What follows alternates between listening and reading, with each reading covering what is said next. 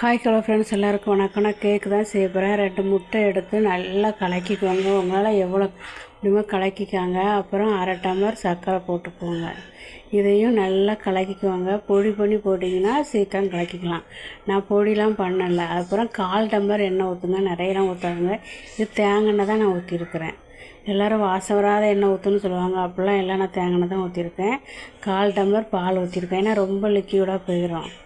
நல்லா 1/4 டம்ளர் பால் ஊற்றிருக்கேன். நல்லா கலக்கிட்டு அப்புறம் 3 பூஸ்ட்டு கலருக்காக 3 பூஸ்ட்டு வாங்கி போட்டு அதையும் நல்லா கலந்துக்கோங்க. அப்புறம் 1/2 டம்ளருக்கு மேலே கொஞ்சம் கோதுமை மாவு. இது மைதா மாவுலாம் எடுக்கலாம். நான் கோதுமை மாவு தான் எடுத்துருக்கேன். முட்டை போட்டதுனால வாசம் தெரியக்கூடாது. 2 ஏலக்காவை சும்மா பிச்சு போட்டிருக்கேன், அவ்வளோதான். அப்புறம் ஒரு பாக்கெட்டு ஈனம். பேக்கிங் சோடாலாம் போடலை, ஈவனை மட்டும் தான் போட்டேன். ஈவனை போட்டோன்னே எப்படி பொங்கி வந்துருச்சு பாருங்கள். அப்படி கடகடன்னு பொங்கி வந்துருச்சு. கேக்குமே நல்லா சாஃப்டாக வந்துருந்துச்சு. அப்புறம் தேங்காய் எண்ணெய் தடவி வச்சுக்கோங்க நல்லா பிளேட்டில். உங்களுக்கு என்ன குண்டா இருந்தாலும் குண்டால் போடுங்க. என்கிட்ட குண்டா இல்லை, அதனால் நான் எப்பவுமே இந்த பிளேட்டில் தான் போடுவேன். தேங்காய் தான் தடவி இருக்கேன், நெய்யே வேண்டான்னு. அப்புறம் எனக்கு கொஞ்சம் பால் அதிகமாகிடுச்சின்னு நினைக்கிறேன். அதான் ரொம்ப லிக்விடாக வந்துருச்சு. நீங்கள் கொஞ்சம் பாலை கம்மியாக ஊற்றிக்கோங்க. எண்ணெயும் கம்மியாகவே ஊற்றலாம். நான் செஞ்சது பார்த்ததுக்கப்புறம் மேலே தொட்டு பார்த்தா எண்ணெயாக இருந்துச்சு.